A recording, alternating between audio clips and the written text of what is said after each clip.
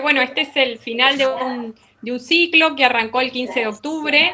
Quienes nos han seguido, hemos pensado y estructurado el diseño de estas propuestas, de estas charlas abiertas en función, pensando en las necesidades de los docentes, en este marco de estos procesos de virtualización.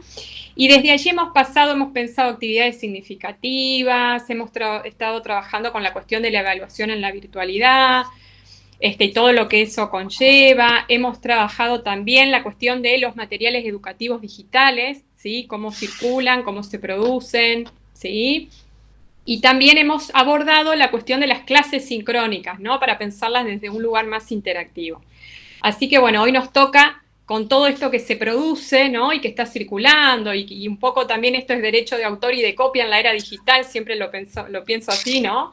Pensarlo así. Hoy nos toca abordar este tema que es muy, muy demandado, sobre todo en las áreas de educación a distancia, quienes estamos trabajando con los docentes, asesorando en estos temas. Así que bueno, le vamos a aprovechar mucho y le voy a dar lugar a Ignacio García, que él es miembro del equipo del área de educación a distancia del programa educal de la Facultad de Ciencias de la Salud, de Educación, para que te presente y bueno, nos ayude también a moderar las preguntas que vayan surgiendo, y bueno, podemos hacer un cierre entre todos a lo largo de esta charla. Así que bueno, bienvenido Ignacio y bienvenido Beatriz.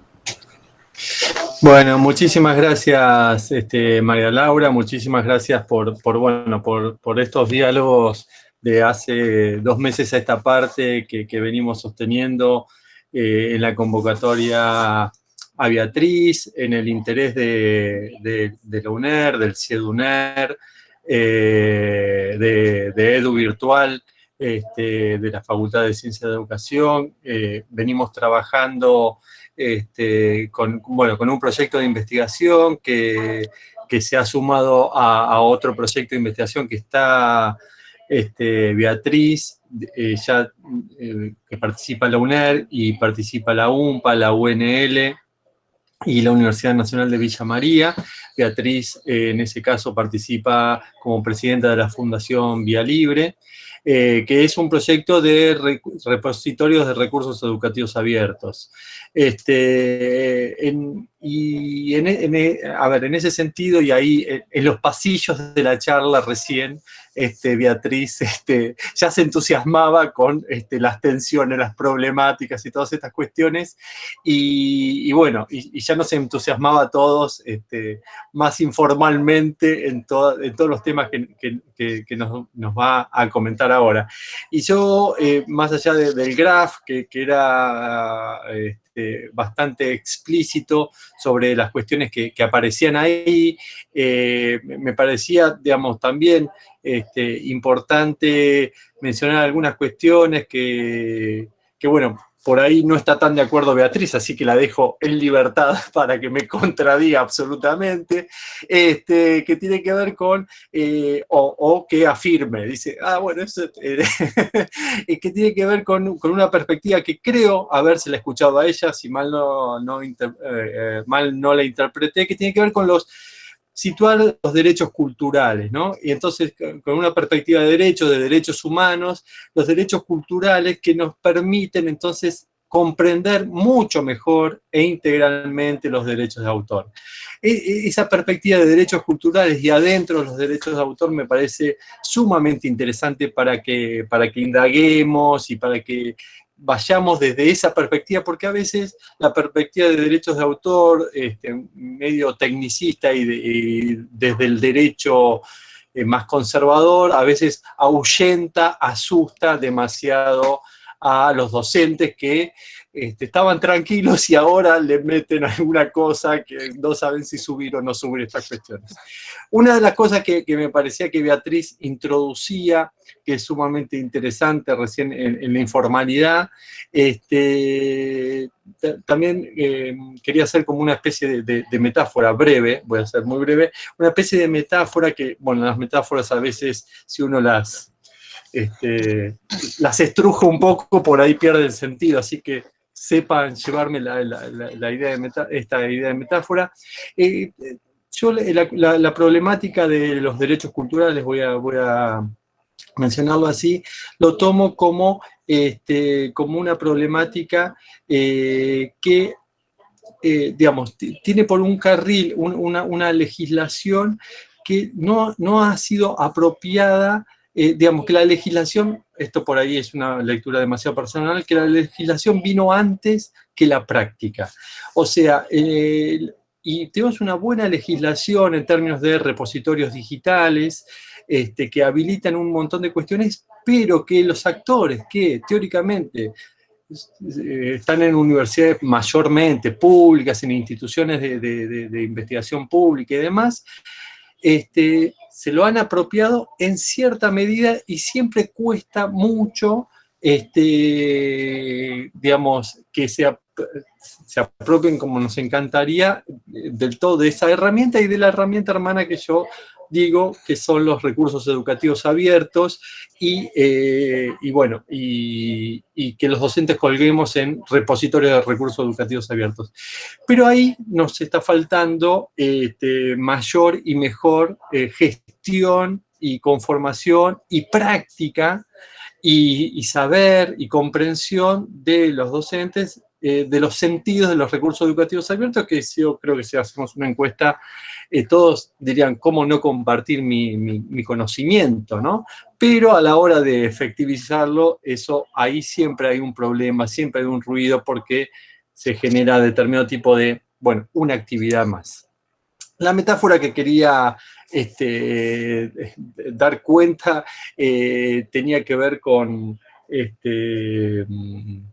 ahora no sé si perdió sentido, pero bueno, la voy a decir, con la cuestión del fumar, ¿no? El fumar era una práctica habitual, se hacía en todos los ambientes, y luego pudimos transformar esa práctica, digamos, la vimos, se vio como nociva y rápidamente, bueno, no sé si tan rápidamente, pero fue un cambio cultural importante y ahora, bueno, ese fumar, digamos, quedó limitado a determinado tipo de espacios, ya no está bien visto, ya, digamos, y la legislación fue acompañando, digamos, y ahí me parece que es ese tipo de, digamos, que podemos cambiar las prácticas a pesar de que estas prácticas, como decía Beatriz, hay prácticas que digamos, que nos cuesta apropiárnoslas porque las hacemos, pero las hacemos en la ilegalidad, pero no es tan ilegal, nos parece. Pero entonces ahí hay una cuestión que también me gustaría como meter un conceptito sutil, que es la diferencia entre legalidad y legitimidad, ¿no es cierto? Entonces, ahí esa diferenciación me parece que nos puede llegar a determinados tipos de legitimidades de compartir los derechos culturales, los recursos educativos abiertos, me parece que pueden llegar a ser conducentes, ¿no?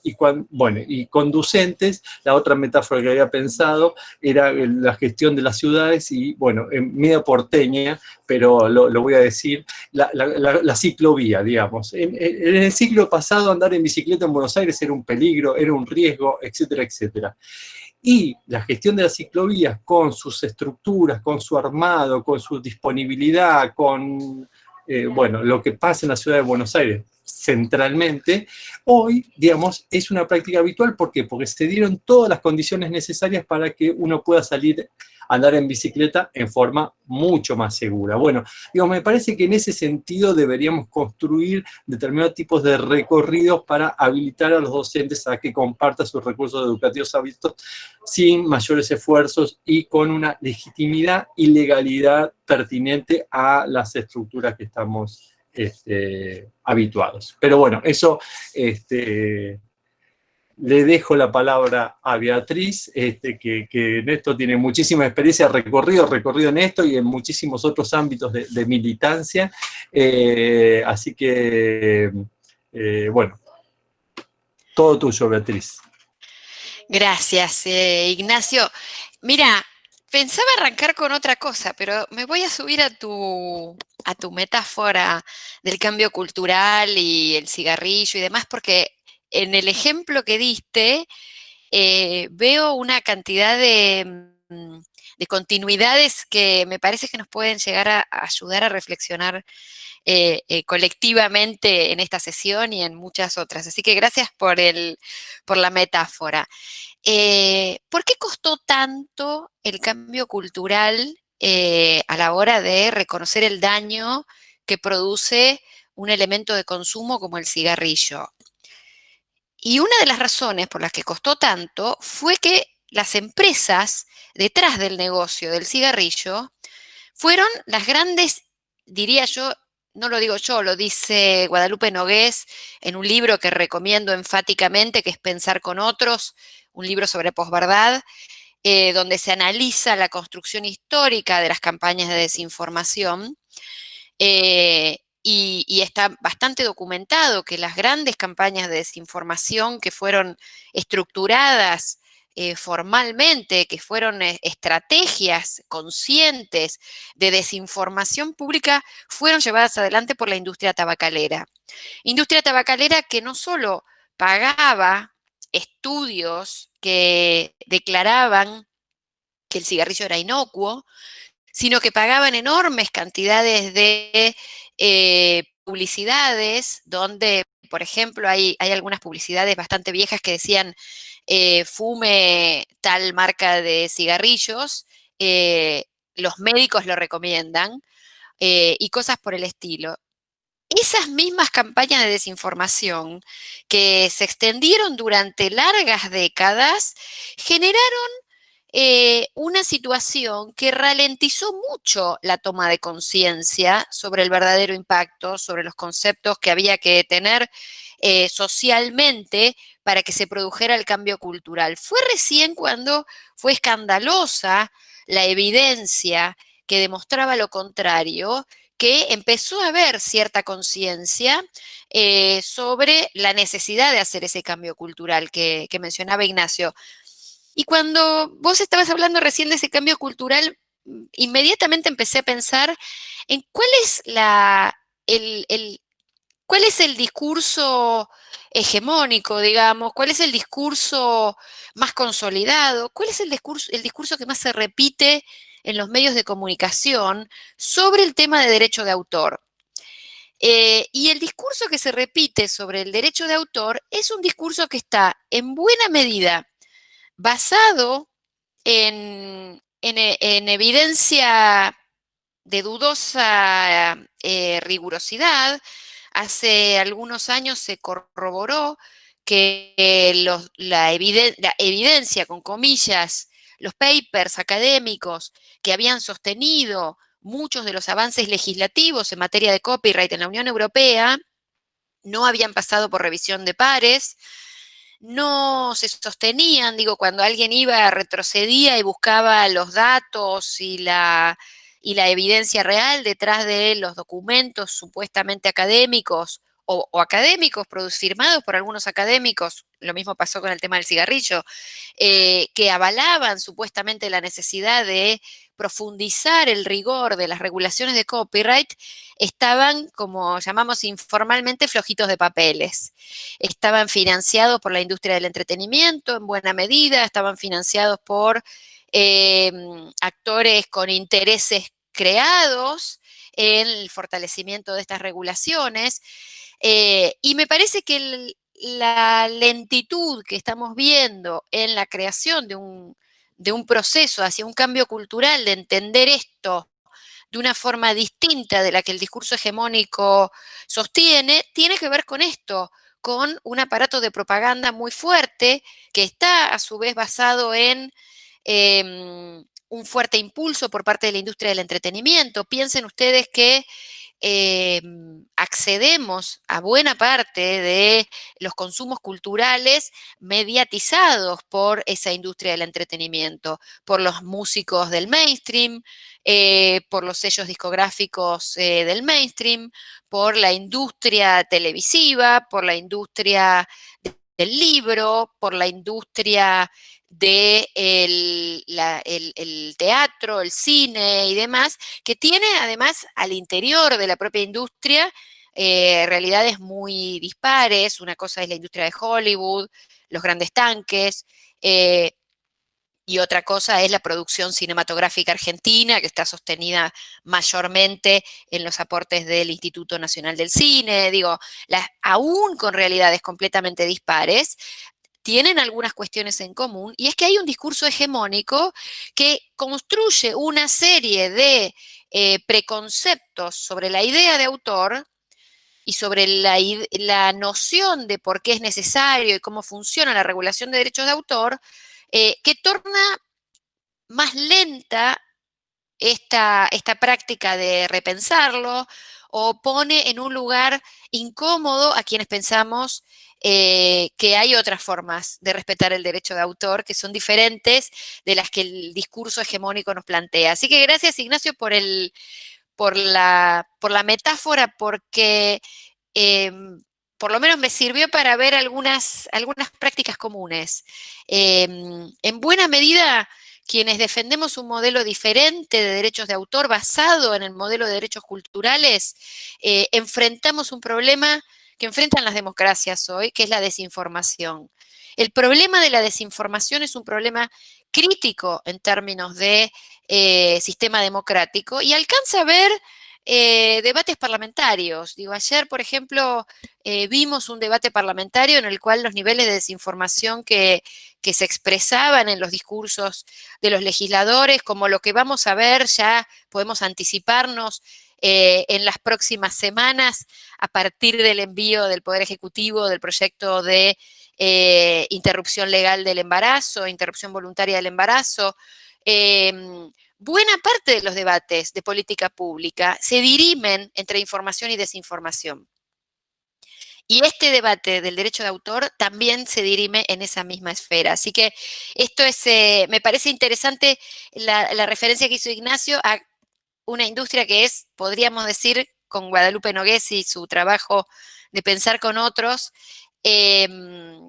casi la industria fundadora de las estrategias de desinformación para imponer una agenda que tiene finalmente un interés comercial detrás. Así que me parece súper piola esta metáfora, porque finalmente con lo que vamos a tratar de luchar es con la desinformación. Habrán conversado con Lucía Pelaya cuando hablaron sobre el tema de bibliotecas, cómo se plantea, por ejemplo, que las lecturas en biblioteca generan un lucro cesante para la industria del libro, lo cual es una falsedad absoluta, que la industria del libro ha sostenido sistemáticamente durante décadas para tratar de imponer un canon a la lectura en bibliotecas, como se logró imponer en Europa a partir de la directiva de 1992.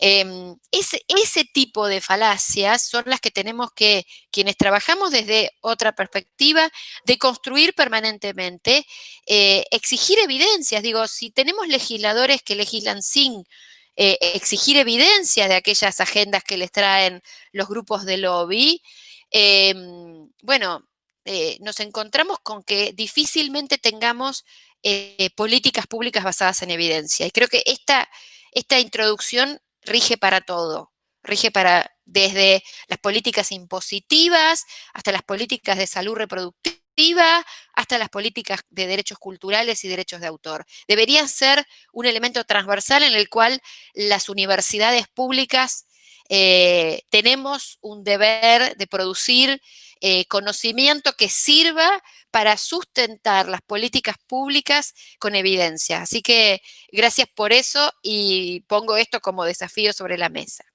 Dicho eso, vamos al tema puntual. Ignacio también decía que yo pongo el tema de derechos de autor en el marco de los derechos culturales. Bueno, no lo pongo yo, lo pone la Declaración Universal de los Derechos Humanos. Lo pone el Pacto Internacional de Derechos Económicos, Sociales y Culturales, que son los dos grandes pactos, uno aprobado en 1948, 10 de diciembre de 1948, la aprobación de la Declaración Universal de Derechos Humanos, y el otro que tardó una buena cantidad de años en ser redactado, pero que fue aprobado en 1966 y que entró en vigor en 1976, cuando ya suficientes países lo habían aprobado y ratificado, que es el PIDESC, a los fines prácticos de ahora en más lo llamaremos brevemente PIDESC, Pacto Internacional de Derechos Económicos, Sociales y Culturales, que son los dos grandes pactos de derechos humanos que incorporan a su texto los derechos culturales. ¿Y cómo los incorporan? Bueno, hay otros pactos también, pero estos son los más elementales porque integran los derechos culturales al contexto de los derechos humanos como un todo. Están incorporados en esos pactos los derechos a una vida digna, los derechos laborales, los derechos a formar una familia, los derechos a la justa defensa en juicio, digo, una serie de derechos esenciales que hacen a la convivencia en un Estado democrático y en un Estado de derecho. En estos pactos tienen una forma común de abordar el tema y lo abordan con el reconocimiento de tres patas, que son las tres patas fundamentales que deberíamos considerar a la hora de analizar los derechos de autor, que son el derecho de participación en la cultura, el derecho de acceso a la cultura, que están integrados no solo en términos de tener posibilidad de acceder, de consumir cultura. Acá hay una disquisición que el doctor Julio Raffo, que es un autoralista, diputado nacional mandato cumplido, muy conocido Julio en todo lo que es la industria cinematográfica, fue el abogado de Pino Solanas durante, bueno, toda la trayectoria cinematográfica de Pino. Fue abogado de Lita Stantic, es abogado de Luis Puenzo, digo, abogado de grandes, de María Luisa Bemberg, o sea, es una referencia en el derecho del audiovisual en Argentina, y Julio ha acompañado nuestra mirada no hegemónica del derecho de autor en los últimos años. De hecho, escribió un libro sobre derecho de autor muy interesante, donde hace una crítica muy, muy cruda al paradigma hegemónico del derecho de autor, del cual él se despega fuertemente. De hecho, una cosa interesante que hizo Julio fue presentar por intermedio con la firma de Pino, cuando Pino era diputado, un proyecto de despenalización del intercambio de archivos en Internet, del peer-to-peer. En los fundamentos de ese proyecto de ley, que bueno, perdió estado parlamentario y quedó durmiendo en un cajón porque justamente no hubo suficiente capacidad de lobby, Julio argumentaba que el derecho de acceso a la cultura reconocido en los pactos internacionales de derechos humanos no es homologable al derecho de consumir cultura. Es decir, ahí ponía él una nota diferencial entre el derecho de acceder y el derecho a consumir, porque el derecho a consumir cultura, es un derecho que está contemplado en los derechos del consumidor, pero por otro lado también es el derecho de acceso a un mercado. Y los derechos humanos no regulan los derechos de acceso a un mercado, salvo en instancias en las cuales ponen un marco de trabajo para los derechos laborales y demás, donde hay una regulación de dignidad, de reconocimiento de la dignidad de las personas en una instancia previa al ingreso al mercado. Entonces él hacía esta disquisición muy sutil, muy leguleya también, muy interesante, de la diferencia entre el derecho a la cultura en tanto consumo y en tanto acceso al mercado de la cultura, y este derecho reconocido en los pactos, que va un paso más allá y que debe ser pensado desde otro punto de vista distinto del derecho a consumir cultura, que es ese derecho a consumir cultura el único que nos plantea la industria. Bueno, si tenés dinero, pagás. Si tenés dinero, pagás el libro. Si tenés dinero, pagás el acceso a una película. Si tenés dinero, pagás el acceso a un teatro. Si tenés dinero, pagás el acceso a una serie. Si tenés dinero, pagás el acceso a una publicación. Y piensa y ese pensar desde el mercado estrictamente, lo único que hace en términos de derechos es, bueno, si sos pobre, podemos considerar que el Estado pague por vos. Con lo cual la industria se asegura la creación de un consumo y la creación de un flujo.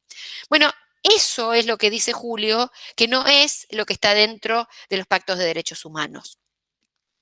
Pensar los derechos culturales como un todo es pensar derechos de acceso en estos términos que plantea Julio Raffo, el derecho de participación, que es bastante más que el derecho de acceso. El derecho de participación implica otro tipo de relación con las obras, implica las condiciones de diálogo con la cultura, implica las condiciones de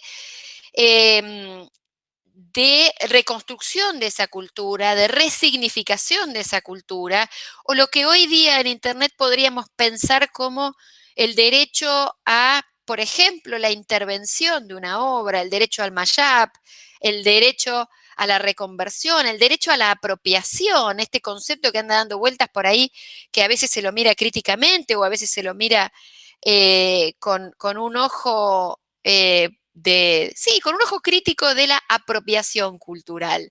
Es esa participación la que nos pone como sujetos de otra acción, que no es simplemente el acceso en términos de espectador, sino en términos ya de pensarnos de una manera diferente. Y esto nos invita a pensar, siguiendo a Foucault, en qué es un autor y qué conciben como autor las regulaciones hegemónicas de propiedad intelectual y qué podemos concebir como autor quienes pensamos desde el punto de vista de los derechos culturales. Cuando Foucault se plantea en qué es un autor, yo siempre pienso que los abogados de derecho de autor, no sé si hay abogados de derecho de autor en la sala, pero bueno, podemos abrir la conversación. Yo dialogo muchas veces con abogados de derechos de autor con los que tengo notables diferencias. De hecho, convivo en cátedras con abogados de derechos de autor con los que tengo notables diferencias. Y mi diagnóstico en general es que muchos abogados que patrocinan el discurso hegemónico del derecho de autor o que se paran desde el lugar hegemónico del derecho de autor, ven el derecho de autor como una caja de herramientas, como un compartimento estanco, como un elemento alejado de otras disciplinas. Eso es un problema también que tiene muchas veces el derecho, que bueno, que ya hay mucha gente trabajando en el campo del derecho en subsanar esta cuestión de pensar el derecho como si fuera un compartimento estanco, separado del resto de las prácticas y de los saberes que constituyen el saber de una comunidad. Entonces separan el derecho de la sociología, separan el derecho de la comunicación o separan el derecho de la literatura, de las letras, y se piensa el derecho como una caja de herramientas y las leyes como un elemento cerrado, y no las leyes como lo que realmente son, que es un emergente, es la cristalización en términos jurídicos de las relaciones de poder de un determinado momento histórico. Como vemos, quienes seguimos las negociaciones en el Congreso Nacional, las leyes son emergentes de los consensos a los que los poderes reales han podido arribar en un determinado momento. Y lo que en un determinado momento podía haber sido delito, en otro momento dejar de ser delito. Y creo que este hecho de que tengamos desde ayer la noticia de que fue finalmente enviado el proyecto de interrupción voluntaria del embarazo, nos da, por ejemplo, una nota sobre este tema, de cómo las sociedades van cambiando en la dinámica lo que el derecho tiene luego que modificar en el texto de la ley. Ha pasado con, por ejemplo, años atrás, la infidelidad era considerada un delito y finalmente dejó de ser un delito la infidelidad. Porque claramente la sociedad no podía asimilar ese tipo de cuestiones. Bueno, en esta dinámica de pensar el derecho asociado a las relaciones de poder en un determinado momento histórico y a la construcción de cómo hacemos políticas públicas, es fundamental para entender desde qué lugar nos podemos parar para pensar estrategias superadoras a esta coyuntura en la cual hay efectivamente, como ya les spoileé hace algunos minutos, una tensión, una relación conflictiva entre el derecho a la educación y los derechos de propiedad intelectual. Desde el punto de vista de los derechos culturales, es indispensable sanear esta tensión que hay entre participación, acceso y derechos de autores e inventores. En 1948, la Declaración Universal incorpora los derechos de autores dentro de los derechos humanos, pero esa incorporación tiene que ver con pensar en esta tríada de forma que ninguna de las tres patas de esta mesa obture el cumplimiento de las otras. En esta misma declaración y en el PIDESC también están incorporados también los derechos a la educación. Como educadores, que todos nosotros que estamos en esta sala y que compartimos la vocación docente, sabemos que existe un derecho humano a la educación, que estos mismos pactos que fueron aprobados e incorporados a la Constitución en Argentina, estos pactos fueron incorporados en la década del 80 con el retorno a la democracia durante el gobierno de Alfonsín. Argentina firma estos pactos y los ratifica en el Congreso, pero después, además, durante el gobierno de Carlos Menem, en la reforma constitucional de 1994, estos pactos son incorporados a la Constitución Nacional en el artículo 75, inciso 22, junto con los derechos de niños, niñas y adolescentes, con los derechos de las personas con discapacidad, con los derechos de las mujeres, con los derechos, bueno, todo ese bagaje de derechos humanos tiene en Argentina el más alto rango de protección jurídica, que es haber sido integrados a la Constitución Nacional. Entonces, este es el marco jurídico en el que tenemos que trabajar. Este es nuestro marco jurídico para pensar estrategias de salida a esta complejidad que se nos plantea en esta relación conflictiva, que los propios redactores del PIDESC y de la Declaración Universal ya avisoraban,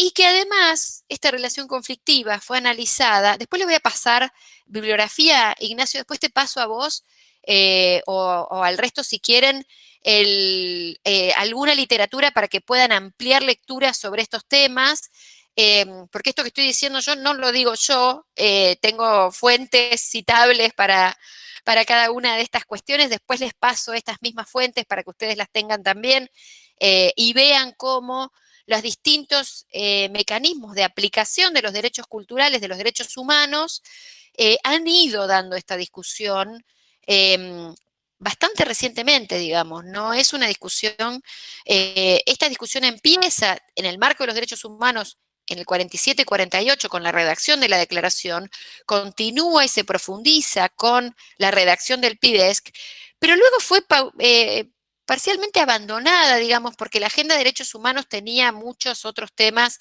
que obviamente ocupaban la centralidad, como, bueno, fueron las grandes y catastróficas y tremendas dictaduras militares en América Latina en la década del 70. Digo, los organismos de derechos humanos desarrollaron muchos otros campos de los derechos humanos antes de involucrarse con los derechos culturales. Pero ha llegado en este momento un momento interesante en el cual los organismos de derechos humanos también están tocando estos temas porque entienden la trascendencia que tienen en la defensa de estos derechos frente a un avance muy fuerte y muy riguroso de las políticas globales de propiedad intelectual a partir de otro proceso histórico importante que fue la incorporación de la propiedad intelectual en la agenda del comercio internacional en la Organización Mundial del Comercio, también en la década del 90. Los comités de aplicación de los derechos económicos, sociales y culturales, los comités DESC, que si ustedes siguen un poco la discusión sobre derechos humanos, van a ver que tiene para cada apartado del pacto, del PIDESC, un tipo de documentos que se llaman observación general. Bueno, el artículo 15 del PIDESC, que es el que se ocupa de los derechos de participación en la cultura y derechos de autores e inventores, se han generado dos observaciones generales. La número 17, que es un trabajo del Comité de Aplicación del PIDESC del año 2005, es decir, tiene 15 años, y el Comentario General 21, que es del 2009. Verán ustedes que son documentos muy recientes que trabajan sobre la problemática actual del derecho de acceso y participación en la cultura. También el Comité de ESC ha trabajado en un comentario general que es el Comentario General 13, que es anterior, van en orden cronológico la numeración, que es el derecho a la educación. En el derecho a la educación se contempla algo muy, muy importante, y es que la educación es un derecho humano. El PIDES, que establece que los países que asumen compromisos con el PIDES, como es el caso de Argentina, deben avanzar paulatinamente y en la medida de sus posibilidades, pero deben tener un plan de política pública de implementación de educación obligatoria y gratuita para todo el nivel primario, avanzando hacia el nivel secundario y promover la educación gratuita también para el nivel universitario. Y en ese contexto de derecho humano a la educación, se establece que el acceso a los materiales educativos forma parte del corpus básico del derecho humano a la educación. Y esto es central, porque esto pone el derecho de acceso a los materiales educativos en un rango superior, fundamental, que tiene en términos jurídicos. Es decir, hay una preeminencia de derechos. ¿Por qué? Porque el derecho de acceso a los materiales educativos es un derecho dentro del paquete de derechos ganados del derecho a la educación. Entonces, sumamos ahí otra pata más a esta mesa y tenemos 4 patas: el derecho de participación, el derecho de acceso, el derecho a materiales educativos y derechos de autores e inventores, que también están incorporados ahí. Bueno, lo primero que dice el Comité de Aplicación de los Derechos Humanos es que, y esto es central, las regulaciones de propiedad intelectual vigentes no son homologables al reconocimiento que el pacto hace de los derechos de autor e inventor. No son asimilables. Las leyes de propiedad intelectual no son homologables a los derechos humanos. Los sistemas de propiedad intelectual establecidos en la agenda de comercio no son derechos humanos. Y esto es una primera cuestión, y acá voy a poner una nota, mi primera nota de desinformación detectada en las campañas. Autoralistas clásicos de Argentina, pero con alto impacto en la región, autoralistas que forman abogados de derechos de autor a nivel regional, como es la doctora Delia Lipsig, que es profesora de la Universidad de Buenos Aires, que tiene muchos tomos, muchos libros publicados, tengo todos comprados, legalmente, los tengo en mi biblioteca, se los puedo mostrar. No los tengo ni siquiera fotocopiados ni nada por el estilo. Los compré, me los leí todos. La doctora Delia Lipsig dice en sus libros, que además han sido publicados y promovidos por la UNESCO, gran tema ahí, dice que los derechos de autor son derechos humanos y que por lo tanto merecen la más alta protección y jerarquía legislativa porque tienen el más alto rango de protección legislativa en Argentina y en otras constituciones que incorporan los derechos humanos al rango constitucional. En libros posteriores, en publicaciones posteriores al Comentario General número 17, que es el que explica oficialmente, digo, estos documentos son documentos que son producidos por el Comité de Aplicación de los Pactos, que son los que se usan para medir, para generar los indicadores de cumplimiento de derechos humanos de los países y para medir el grado de cumplimiento de los derechos humanos de los países. Es decir, es absolutamente oficial esa interpretación de los derechos humanos. La doctora Lipsig y autoralistas que la siguen, digamos, en ese discurso hegemónico, ignoran de plano el Comentario General 17. Es un no documento, un documento no existente. Dicen, los derechos de autor son derechos humanos y por lo tanto merecen el más alto rango de protección. Punto final. No se habla más de derechos humanos, se afirma y se descontextualiza. Uno de los mecanismos de la desinformación es quitar de contexto una afirmación. Si analizan un poco cómo funcionan los mecanismos de desinformación, van a ver que una estrategia es titular algo con algo ganchero y contundente que te deja una idea fijada, y después no ver más el contexto y no ver qué más se ha dicho y no ampliar la información sobre eso. Bueno, esa es una de las estrategias de desinformación. Los derechos de autor son derechos humanos y por lo tanto no pueden ser cuestionados, porque ¿quién va a cuestionar los derechos humanos? No pueden ser modificados porque ya están y son derechos que el Estado debe reconocer y no limitar. Bueno, derechos adquiridos y un montón de cosas más que en jerga jurídica aparecen como palabra inamovible. Bueno, el comentario, la observación general número 17 establece, y lo repite sistemáticamente, también lo repite la relatora de Derechos Culturales de Naciones Unidas. Hay una relatoría de Derechos Culturales en Naciones Unidas que toma mucho del comentario general 17 y dice: los derechos de propiedad intelectual no son derechos humanos. Y dice más el comité: los derechos de propiedad intelectual deben ser adaptados de modo tal que no obturen el cumplimiento de derechos humanos. Y ahí tenemos derecho a la educación, tenemos el derecho de personas con discapacidad. Hablábamos antes en la previa de Marrakech y las cuestiones vinculadas con las flexibilidades para las personas con discapacidades de lectura y lo importante que es esto en términos de cumplir con las responsabilidades del Estado, de habilitar iguales posibilidades de acceso independientemente de las condiciones de las personas. Si ustedes leen en la observación general 17 y la observación general 21, van a ver que muchas de las prácticas que en Argentina son consideradas delito penal deberían estar amparadas y están amparadas por los derechos humanos. Veo que el tiempo corre de una manera brutal y me estoy preocupando.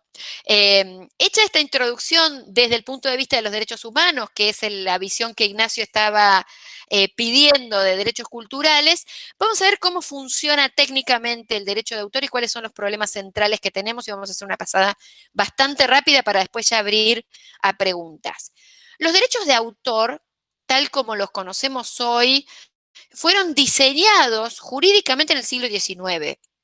Si bien hubo antes regulaciones de derechos de autor y la propiedad intelectual está incorporada en la Constitución de 1853 en Argentina y en varias de las constituciones de la región, en América Latina hay un constitucionalismo a mediados del siglo XIX que toma, hay continuidades entre las distintas constituciones en la región que reconocen los derechos de autores e inventores. Sí queda claro que aún ese reconocimiento de la Constitución, que está en el artículo 17, junto con el derecho a la propiedad privada, está subsumido a los derechos humanos y a los objetivos generales de la Constitución.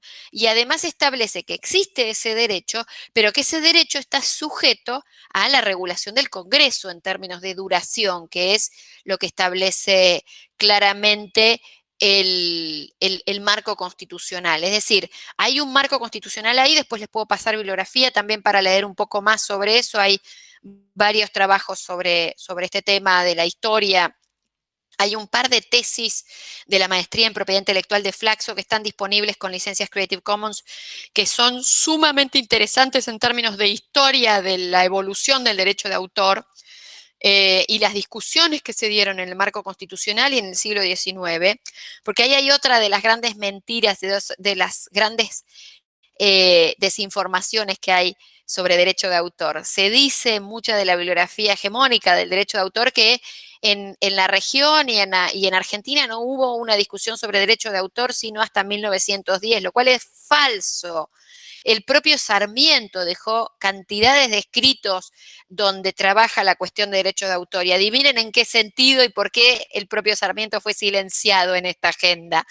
Justamente porque lo que decía Sarmiento es, si un país quiere desarrollarse, Sarmiento tenía esa obsesión con pensar cómo cultivar una sociedad, enriquecer el conocimiento en una sociedad, y lo que decía Sarmiento es, hasta tanto no haya una regulación global que nos obligue a respetar la propiedad intelectual de los otros países, nosotros tenemos que copiarnos todo. Porque en ese traernos todo el conocimiento producido hasta la fecha, estará nuestro aprendizaje y nuestro desarrollo cultural nacional. Todo nuestro aprendizaje hoy depende de que podamos traducir, copiar, publicar acá, aunque no respetemos los derechos de autor de los países europeos, mayormente, que era donde Sarmiento tenía puesta su mirada. En una línea muy similar a la que tenía Estados Unidos. La industria editorial en los Estados Unidos floreció enormemente a la luz de el no reconocimiento de derechos de propiedad intelectual para países extranjeros y autores extranjeros. Es decir, en ese proceso después les voy a pasar un video que produjo el Instituto de Tecnología y Sociedad de la Universidad Maimónides, que lo guionó Mariano Zuckerfeld, que es un video muy cortito de 10 minutos que explica esto muy gráficamente y muy bien. Haceme acordar, Ignacio, que después les pase ese video, así lo comparten. Es excelente porque muestra con una animación de 10 minutos esto que les estoy contando, que es lo que Sarmiento dejó en sus escritos y que es lo que está documentado en los estudios históricos. Una cosa importante, en la historia de la propiedad intelectual hay una investigación histórica de Stiglitz, Dossi y Cimoli. Joseph Stiglitz, Premio Nobel de Economía. Mario Cimoli es un economista argentino de la CEPAL. A ver, me están tocando el timbre. ¿Puedo atender? Me esperan a ver si alguien baja. Perdón,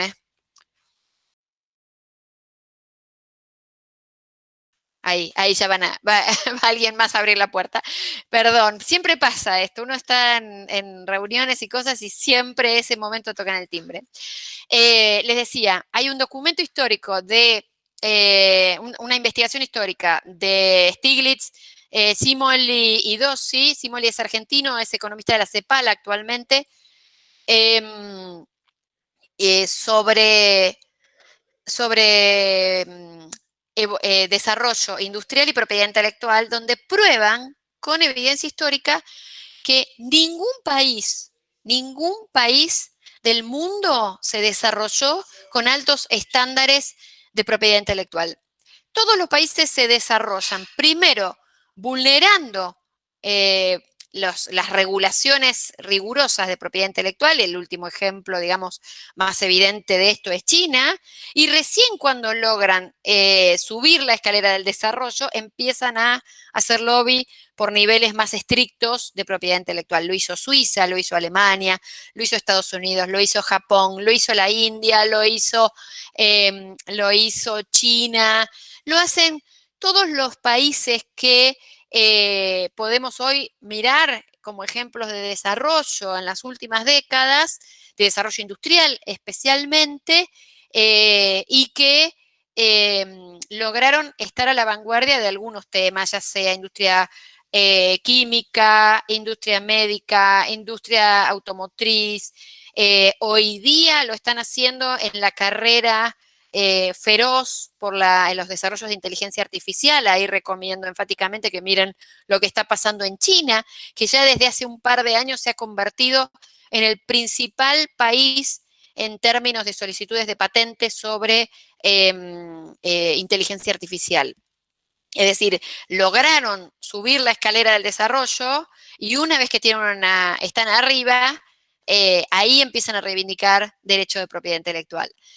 Sarmiento vio esto en el siglo XIX, lo dejó escrito en sendas cartas y cantidad de documentación que fueron recogidas en estas dos tesis que les digo de la maestría en propiedad intelectual, que después también les paso si quieren los enlaces, están disponibles ambas con licencias Creative Commons. Le decía, en el siglo XIX se consolida un modelo de propiedad intelectual que se vuelca en la Convención de Berna. La Convención de Berna fue aprobada a nivel internacional en 1886, es previa a los tratados de derechos humanos y contempla justamente la regulación vinculada con los derechos de propiedad literaria. En En esa convención se establecen 3 o 4 principios fundamentales que hoy están vigentes y que siguen regulando cómo producimos conocimiento. Decíamos en el flyer que usamos de promoción de esta conversación que la labor docente nos enfrenta con uso y producción, o sea, es acceso y participación, y además autoría de materiales que están todos regulados por estas formas por estas formas jurídicas. Es decir, en nuestra labor docente no solo queremos acceder, sino que a la vez producimos investigación, producimos materiales de estudio, producimos, y sobre todo en este contexto de pandemia, nos encontramos con que nuestras clases finalmente quedaron registradas. Bueno, toda esa práctica docente está regulada por algunas cuestiones clave que ya estaban presentes en la Convención de Berna y que siguen vigentes hoy. Ejemplo, el derecho de autor empieza a regir desde el momento de la primera fijación de una obra. ¿Qué significa que el derecho de autor empieza a regir desde el momento de la primera fijación de la obra? Que en el momento que escribimos un texto y lo volcamos en un soporte, o que hacemos un dibujo y lo volcamos en un lienzo, o que disparamos una foto y queda grabada en una memoria, hoy digital, antes en un rollo, o en el formato de la tecnología de nuestro tiempo. En el momento que escribimos una partitura con una canción o registramos unos acordes con nuestros instrumentos y volcamos una expresión de una idea en un soporte, automáticamente empieza a regir la regulación de derechos de autor. Fíjense que tiré varios conceptos ahí. Primero, que volcamos la expresión de una idea. El derecho de autor, y esto también es central, no regula ideas en abstracto, sino expresiones de esas ideas. Y eso es central porque no somos dueños de las ideas, por más que sea una idea que creemos brillante y absolutamente original, la idea como tal no es materia de la propiedad intelectual, sino esa idea expresada de alguna forma de las reguladas por el derecho de autor. Y esa expresión debe estar volcada en un soporte, es la fijación de la obra lo que genera el derecho. Y ese derecho está en la titularidad originaria de una obra, está en cabeza de quien es autor de esa obra. Fíjense, como docentes, cuántas veces somos autores de obras. Una clase, por ejemplo. Yo en este momento que estoy expresándome con ustedes, estoy armando una obra que es una locución, que es un discurso que puede luego ser volcado a un texto si alguien se toma el trabajo de desgrabarlo, pero que veo que como se está grabando está quedando en un soporte y yo tengo la titularidad de los derechos de lo que estoy diciendo. Entonces, si ustedes quieren, por ejemplo, tomar parte de esto que yo estoy diciendo y hacer una obra derivada, una traducción, una publicación y demás, en el actual sistema de derechos de autor, como yo soy titular original de esta obra, tienen que pedirme autorización. Lo que rige es la cultura del permiso, es decir, ustedes tienen como usuarios de esta obra que se está generando en este momento, que pedir permiso para cualquier utilización. Después también existen las titularidades secundarias de la obra, que es, por ejemplo, si en mi contrato con la UNER, por poner un ejemplo, dijera que yo cedo este derecho, el derecho sobre esta obra que se produce en este acto, a cambio de una remuneración, bueno, la titularidad pasa a ser de la universidad que paga por este servicio en el cual como docente yo estoy prestando mi trabajo y generando esta obra docente. Bueno, ahí tenemos un montón de cuestiones. La titularidad original, el reconocimiento de otra de las cuestiones que está incorporada en la Convención de Berna y que rigen los derechos de derecho de autor, que son los derechos morales. Los derechos morales no son transferibles, es decir, yo puedo, por ejemplo, ceder a la universidad en una relación contractual, ya sea por un empleo estable, por convenio de trabajo o por un contrato de obra puntual por una determinada producción, como puede ser una producción de un material, o como puede ser una producción de una conferencia, o como puede ser una producción de una clase, o en una relación estable, laboral con una institución, puedo tener en ese contrato la cesión de la obra, pero eso no autoriza a que quien es titular secundario, digamos, de la obra, que es quien pagó por la realización de esa obra, que se reemplace la atribución de autoría. Es decir, la atribución de autoría es uno de los derechos morales, es decir, esta obra la hizo tal persona y ese reconocimiento es central y está incorporado en el convenio de Berna. Estados Unidos, por ejemplo, cuando firmó el convenio de Berna, hizo una reserva sobre derechos morales. En un tratado internacional, un país puede hacer reservas y decir, yo firmo este tratado, pero este artículo no lo reconozco. Bueno, Estados Unidos tiene una reserva sobre derechos morales. Argentina no, Argentina tiene una... No sé si alguien quiere ir haciendo preguntas. Yo seguí de largo. Ignacio, vos parame si ves que hay alguna pregunta o algo que quieran interrumpir o algo, porque yo sigo, si no, ¿eh? Así que si tienen ganas de... Beatriz, Sí, Marianela acá hace una pregunta, dice, ¿se sí. debe pedir permiso sobre la obra o con la cita basta? A ver, depende, porque por ejemplo, la ley argentina reconoce, porque acá lo que hay que pensar también no es solo los derechos de los autores, sino los derechos de las y los usuarios de las obras. Nadie ha pensado jamás en cuáles son los derechos que tenemos frente a esas obras. Bueno, la ley argentina reconoce el derecho de cita, también lo reconoce la Convención de Berna. La ley argentina es de 1933. Y en su artículo 10 reconoce el derecho a la cita. El derecho a la cita con fines académicos permite copiar textualmente hasta 1000 palabras. Y después, por supuesto, se debe citar. Nadie cumple con las 1000 palabras. Perdón. Uno lee papers, lee...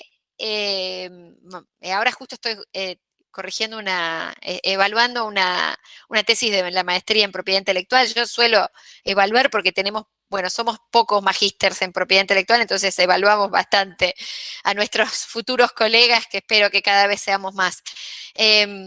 Y claro, nadie cumple las 1000 palabras de la ley, porque imaginen ustedes escribir un paper y solo poder citar 1000 palabras, o escribir un material educativo, un material académico y que el límite sea 1000 palabras en toda una tesis. Imaginen una tesis de 150 páginas donde si ustedes están trabajando sobre, por ejemplo, sobre su marco teórico, tiene 2, 3, 5 autores fundamentales y solo pueden citar 1000 palabras de cada autor. Es bastante pobre la posibilidad de citar, pero en principio lo que la ley dice es hasta 1000 palabras sin pedir permiso. Y después de eso hay que pedir permiso. El permiso se le pide al autor original, pero además hay otro problema. Vieron que yo decía recién esta idea del autor primigenio, que es la autoría que genera la obra, que es el automático, y después tenemos titularidades secundarias sobre la obra. ¿De qué hablamos cuando hablamos de titularidades secundarias? Bueno, ahí empezamos a hablar de otras estructuras a las que se llega a través de contratos. Decíamos, por ejemplo, un contrato laboral, cuando uno tiene un contrato con una universidad o con alguna institución o por ejemplo, como dice la ley de propiedad intelectual, la 11723, que dice que, por ejemplo, que reconoce el tema del trabajo por encargo o el trabajo por relación de dependencia. Y dice que, por ejemplo, los autores de software, la autoría de un software pertenece a la empresa para la cual el programador es empleado, para la cual la empresa, el programador trabaja. Es decir, ahí hay una relación laboral y entonces la obra hecha en el marco de esa relación laboral le pertenece al empleador. Pero también tenemos contratos con, por ejemplo, la industria editorial. Entonces, cuando ustedes, por ejemplo, publican su tesis de maestría, vieron que hay todo mercado editorial local de publicación de tesis que son adaptadas luego a la publicación de libros. Bueno, cuando ustedes como autores de su trabajo de investigación negocian con un editor para la publicación de ese libro, ceden derechos sobre ese material. Entonces ustedes tienen los derechos morales y han cedido derechos patrimoniales al editor, a cambio, en algunos casos, de un pago, a cambio de un porcentaje del precio de tapa, a cambio de nada, muchas veces cedemos la titularidad de los derechos a publicaciones académicas porque es nuestro único mecanismo de validar nuestra producción académica, publicar en determinadas revistas que se apropian de todo el copyright de la obra académica y no es a cambio de un pago en dinero, sino que es a cambio de que nuestro nombre aparezca en una publicación acreditada y que eso nos sirva para puntuar después en nuestra trayectoria académica. Y eso es uno de los elementos más perversos de la relación con muchas revistas académicas que no están en el marco de el movimiento de acceso abierto, como promovemos con Ignacio y con otras colegas que trabajamos en el tema de recursos educativos abiertos. Pero eso es uno de los principales aspectos que llegó a atender la ley de repositorios abiertos, porque en las revistas que tienen copyright cerrado, lo que vemos es una relación muy poco virtuosa para el campo académico. Tenemos un campo académico que produce obras en investigación, en tesis de maestría, en tesis de doctorado, de postdoc y demás, que produce determinada investigación, que generalmente es financiada con fondos de investigación, con fondos públicos en muchos casos, bueno, aquí en Argentina mayormente con fondos de CONICET, pero con fondos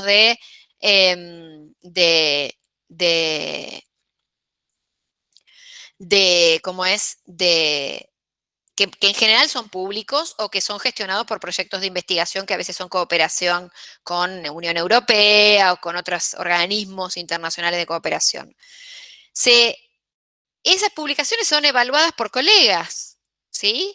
A los que no se les paga por evaluar esas investigaciones. Se publican. Y después, esa misma institución pública que financió nuestra investigación, que financió los salarios de los investigadores que la evaluaron, tiene que pagar el acceso a esa investigación. Y ahí se produce un círculo que está lejos de ser virtuoso en relación a la producción, la participación y el acceso a ese conocimiento que bien podríamos definir como socialmente construido, porque ningún investigador opera en la nada. Si bien nuestras investigaciones académicas contribuyen al avance de nuestro campo, nuestra contribución al campo es pequeña en proporción a todo lo que nosotros hemos abrevado en el campo para producir esa pequeña contribución. Pero ahí lo que tenemos es una titularidad secundaria y a lo que iba es que, por ejemplo, en Argentina tenemos una ley que probablemente Lucía les haya contado, Lucía es particularmente crítica de esa ley, que es la ley de fomento del libro y la lectura, que es una ley que, fíjense el nivel de desinformación de la ley, que el título de la ley dice una cosa y el contenido de la ley va en contra del fomento de la lectura. Porque, por ejemplo, una de las cosas que dice esa ley es que los editores, aunque el autor haya autorizado una copia de su obra, tienen la potestad de iniciar un juicio penal si alguien vulnera los derechos de copia sobre una determinada publicación. Es decir, genera una capa más de derechos, más allá del derecho de autor como tal, reconoce que los editores, aún en contra de la voluntad del propio autor, más de una vez me ha pasado toparme con autores que te dicen, no, yo si es por mí, copialo, pero yo no tengo los derechos sobre esta obra. Los tiene el editor. Y el editor muchas veces prefiere o puede ser quien litigue en caso de una violación de propiedad intelectual. De hecho, los antecedentes de litigio contra docentes los tiene la Cámara Argentina del Libro, la Cámara de Editores.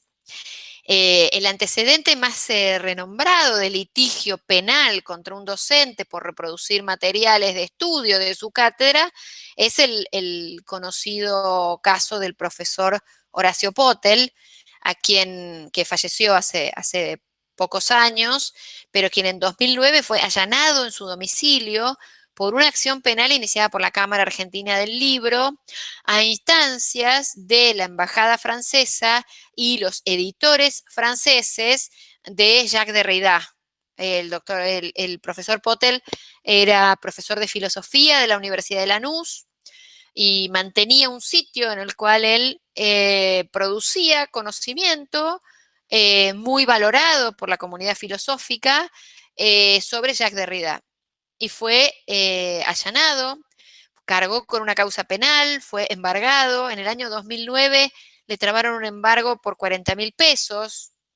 40.000 pesos en el año 2009 era mucho dinero para un profesor universitario.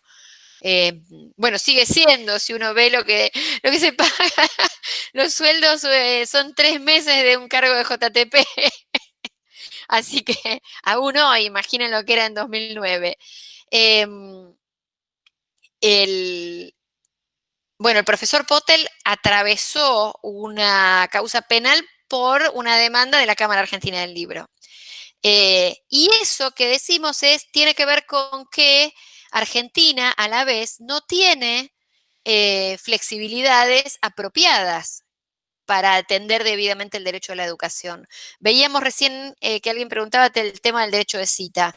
El derecho de cita es una de las pocas flexibilidades que tiene la ley argentina en relación al cumplimiento de los otros derechos, a los derechos de las personas que necesitamos los bienes culturales como insumo y que es de nuestra práctica docente. Otras cuestiones que están en la Convención de Berna. Toda obra tiene automáticamente esta regulación. Y esta regulación importa derechos morales, como les decía, el derecho del reconocimiento de la autoría, el reconocimiento de la integridad de la obra y el reconocimiento del derecho al inédito. Es decir, un autor tiene derecho a que su obra no se publique si se niega a que esto sea así. Estos derechos forman parte de lo que se llaman los derechos morales, pero después están los derechos patrimoniales. Y los derechos patrimoniales ponen en cabeza del titular de la obra, ya sea el titular primigenio como el titular secundario por cesión contractual, el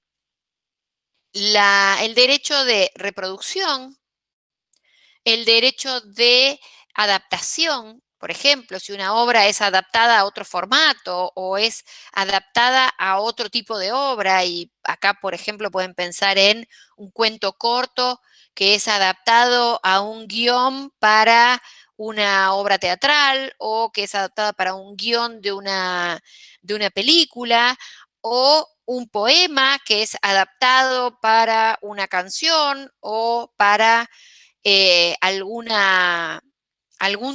otro tipo de obra. Una adaptación puede ser también, sí, bueno, en general es este tipo de transformación de la obra que implica que hay un proceso creativo por encima de esa obra que genera otros derechos. Por ejemplo, una traducción, que es un ejemplo así como muy común. Ustedes tienen una obra original que puede estar en inglés. Para hacer una traducción al castellano, ustedes tienen que tener la autorización, tienen que pedir un permiso a quienes son titulares de la obra, ya sea el titular primigenio o el titular secundario en caso de que esa obra haya sido cedida a un editor. En algunos casos hay que pedir ambos permisos. Muchas veces el permiso se tiene que pedir a los herederos de la obra, porque, por ejemplo, otra de las características que tiene la Convención de Berna, que está trasladada a las legislaciones vigentes, es uno de los problemas centrales que atravesamos hoy con el derecho de autor.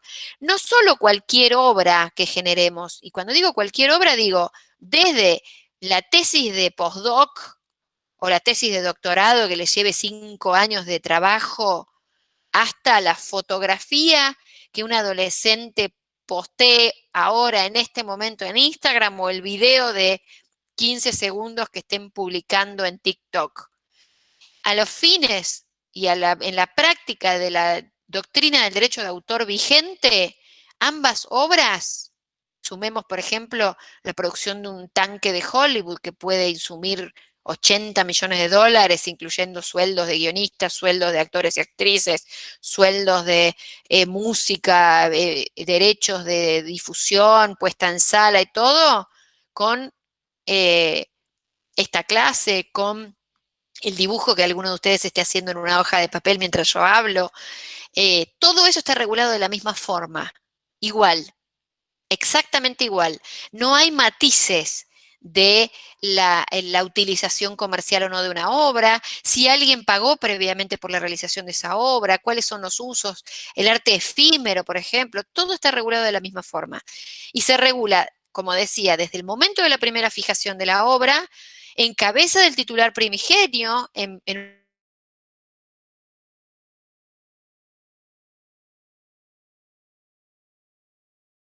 que invierte en la realización de esa obra es ese, el titular primigenio, que paga y que tiene por cesión contractual los derechos de todos los guionistas, los intérpretes y todos los concentra el productor de la película, por ejemplo. Pero paga debidamente a quienes participan en ella. Paga ahí sí una remuneración. Tenemos que la duración del derecho de autor es desde el momento de la creación de la obra, durante toda la vida de quien es autor, y en obra colectiva es toda la vida del último autor vivo. Si hay 3 autores de una obra o 2 autores de una obra, la duración es, si muere el autor A, pero el autor B está vivo, es la vida del autor B, del más longevo, digamos, de los autores, y a partir de la muerte del último de los colaboradores en obra colectiva o del autor individual en obra individual, se cuentan post-mortem, en Argentina hoy vigente, 70 años después de la muerte del último autor de la obra colectiva o del autor si es obra individual. Es decir, la duración de este sistema monopólico sobre la obra es toda la vida más 70 años después de la muerte. Y en esos 70 años después de la muerte, exacto, Yamil, los derechos son heredables. Existen algo que se llaman derechohabientes, que son quienes ejercen esa titularidad sobre los derechos y que tienen los derechos monopólicos sobre esa obra. En algunos casos es una persona, como es, por ejemplo, María Kodama sobre la obra completa de Borges. Cualquier cosa que uno quiera hacer con la obra de Borges tiene que pasar por el permiso de María Kodama. Y en algunos casos, si el autor tenía varios herederos, pueden ser 2, 3, puede ser una viuda y un par de hijos, puede ser 5 hijos, 3 nietos. Ahí entra a terciar el derecho sucesorio. Y ahí entran a terciar algunos problemas también, que vamos a ver que buena parte de la obra cultural está atascada en problemas sucesorios, en problemas de pleito entre herederos. Hay 2 o 3 ejemplos interesantes de pleitos de herederos que han obturado la circulación de una obra. Los derechos de Fontana Rosa, por ejemplo, atravesaron conflictiva judicial feroz, y creo, no estoy segura que eso se haya resuelto todavía, pero de uno de sus hijos y su viuda. ¿Cómo? Perdona. No, sí. Disculpame, abrí el micrófono. Sí. No, cerrá la idea y retomo una pregunta de Lucho Ferrer no sé si querías entrar, porque veo el tiempo también, con el tema del licenciamiento Creative Commons. Dale. Cierro con esto de los herederos y la duración. Por ejemplo, la obra de Luca de Mare prácticamente no circula en Argentina porque ha tenido grandes problemas judiciales de sus herederos. La obra de Pepe Biondi ha quedado trabada en un pleito judicial entre Argentores y los herederos de Pepe Biondi. Digo, hay cantidades de pleitos judiciales que no han hecho más que silenciar la circulación de una obra porque no ha podido ser reeditada, no ha podido ser traducida, no ha podido ser recuperada sin que medie la cultura del permiso.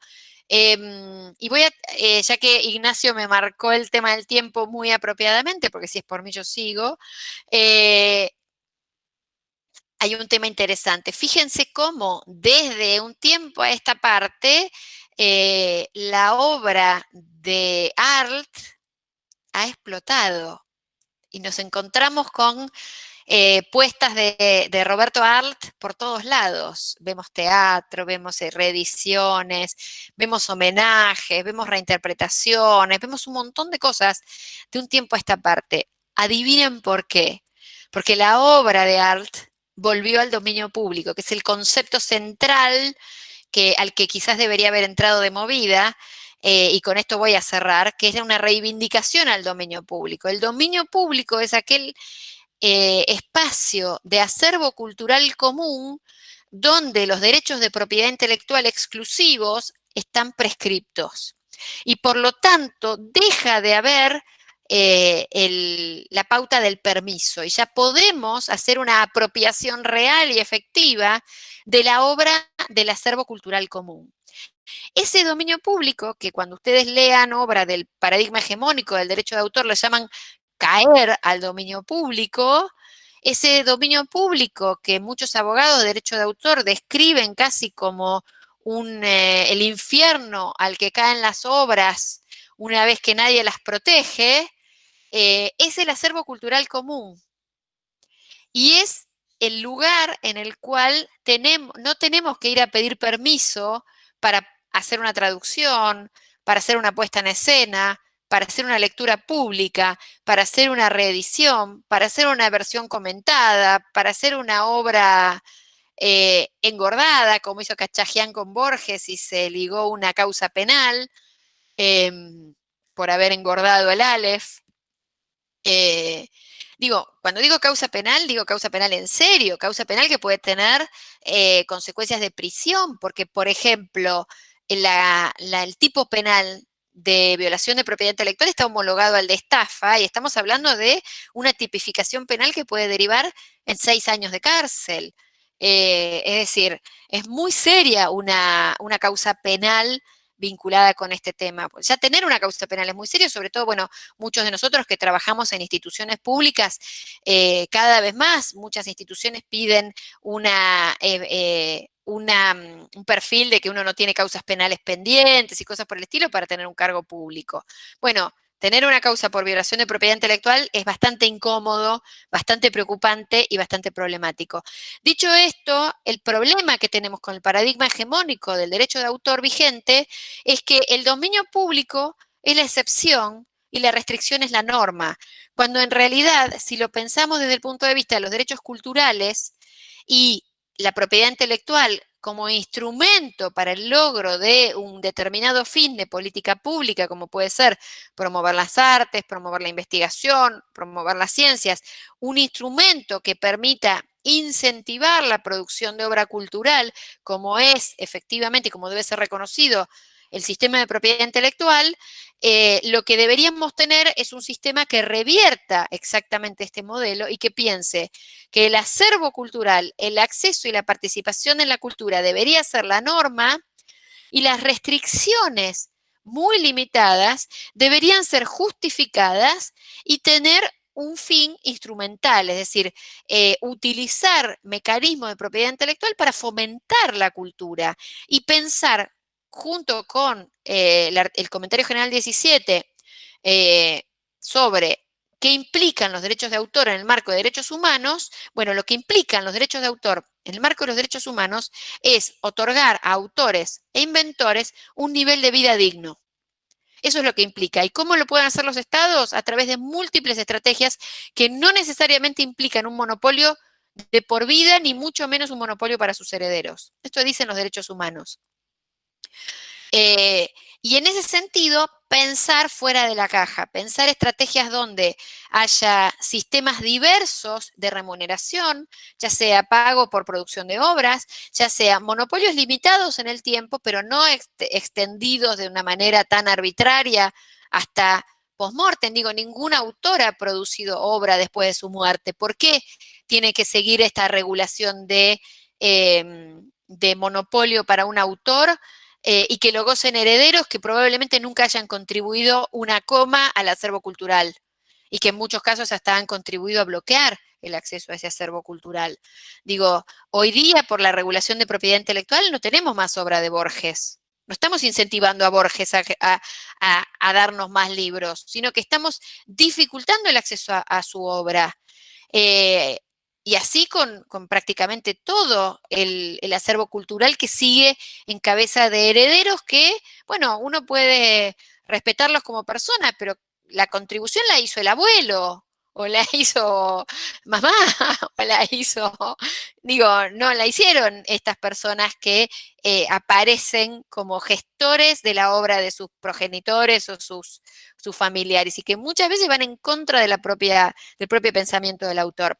Un heredero particularmente antipático, que afortunadamente hoy ya nos hemos librado de él en términos de dominio público, es el nieto de James Joyce. James Joyce luchó toda su vida para lograr que se publique su obra, logró convertirse en un autor emblemático de Irlanda y en quizás el autor más reconocido de Irlanda, y su nieto, mientras tenía los derechos, ahora Joyce ya está en dominio público afortunadamente, era una gran traba a todo lo que era investigación, publicación, lecturas públicas, comentarios y todo.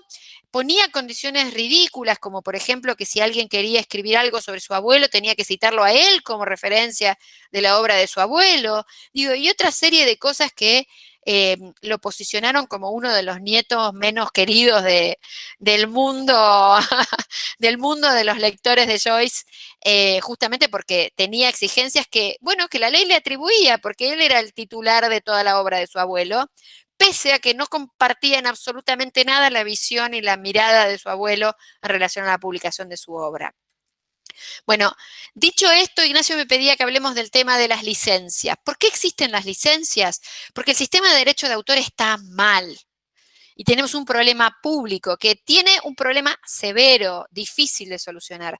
Está grabado en piedra. Porque si bien podemos decir, como dijimos más temprano, que las regulaciones son la cristalización en leyes de las relaciones de poder de un determinado momento histórico, lo que tenemos que decir es que estas regulaciones de propiedad intelectual se han grabado en piedra a partir de un montón de tratados internacionales que han solidificado el sistema actual de propiedad intelectual. Entonces tenemos la Convención de Berna, que está firmada y ratificada por nuestro país, que establece estos principios, que toda la obra, no importa la voluntad del autor, tiene estos derechos de forma automática. Entonces, si un autor quiere que su obra circule libremente, tiene que decirlo de forma explícita. Si un autor no dice nada, esa obra está bajo la regulación de propiedad intelectual. Es decir, la restricción es la norma y la circulación es la excepción. Y la excepción puede estar volcada por leyes, como es, por ejemplo, el derecho de cita, que es una muy magra flexibilidad. Otros países tienen flexibilidades de uso justo, tienen flexibilidades para bibliotecas, como ya les contó Lucía, tienen flexibilidades para usos académicos, tienen flexibilidades para personas con discapacidades de lectura, tienen flexibilidades de diverso tipo. Argentina tiene prácticamente muy pocas flexibilidades. Pero esta característica hace que si un autor no está realmente embebido en la regulación y conozca cuáles son sus derechos, y si un autor no sabe cuáles son sus derechos, cuáles son los alcances de sus derechos y cuáles son las consecuencias de esos derechos que la ley le otorga y que la regulación le otorga, difícilmente puede ejercer esos derechos de manera plena. Y entonces las licencias son originadas en el movimiento global de software libre, que ustedes, bueno, pueden después empaparse un poco más visitando el sitio del proyecto GNU. Les escribo ahí en el chat. El proyecto GNU, la Free Software Foundation, que es la organización madre del movimiento de software libre, donde se explica el sistema de licencias para el software. Sistema de licencias que es imitado después, del cual se aprende para las licencias Creative Commons. Pero el punto es que un autor tiene que decir explícitamente que quiere, exacto, María Laura, las licencias copyleft. Un autor tiene que decir explícitamente que quiere que su obra circule. Porque si no lo dice explícitamente, la obra está restringida, es decir, el monopolio es la norma y la circulación es la excepción. Entonces, las licencias llegan a complementar y a dar una solución privada a un problema público. Como sociedades tenemos el problema que la norma está hecha de modo tal que prioriza el monopolio por encima del acceso y la participación, sin atender, y esto lo digo con absoluta convicción, el debido resguardo de los derechos de autor, porque la gran mayoría de los autores no viven de las regalías de su obra, y esto está documentado en mucha producción académica que hay en la Unión Europea y en los Estados Unidos. La gran mayoría de los autores viven de otro tipo de fuentes de sustentabilidad para lograr un nivel de vida digno, como dicen los derechos humanos. Es decir, este sistema hegemónico estructurado de derechos de autor ni siquiera atiende eso que supuestamente debe atender, que es el derecho de autores e inventores a un nivel de vida digno.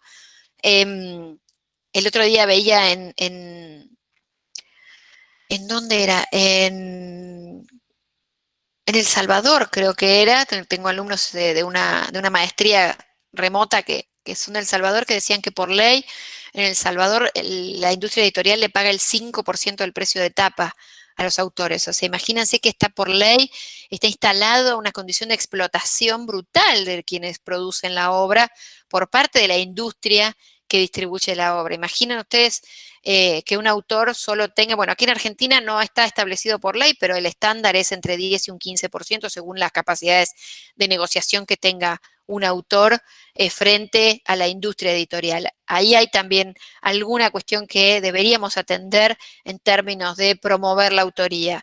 Y ahí yo me subo rápidamente a promover la autoría. Me parece que ahí hay que analizar bien cómo se atiende el derecho de autor en ese sentido. Beatriz, te pregunto pensando en la práctica docente, ¿no? En función de, por ejemplo, estas licencias, ¿no? Yo soy docente en una cátedra de Matemática 1, por darte un ejemplo.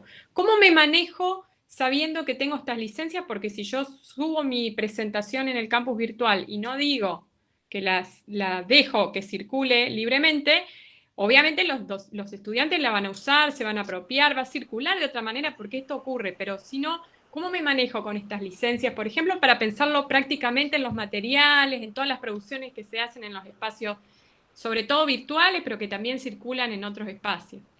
Bien, lo que decías Beatriz, déjame sumando un poco a la pregunta de María Laura, que venía pensando en el mismo sentido, con lo que vos nos explicabas recién, digamos, los docentes terminamos imprimiendo nuestra obra en formatos digitales, ¿no es cierto? En educación a distancia, bueno, en tiempos de pandemia, más sobre todo, digamos, porque bueno, hemos clase, cometido delitos varios en tiempos de pandemia.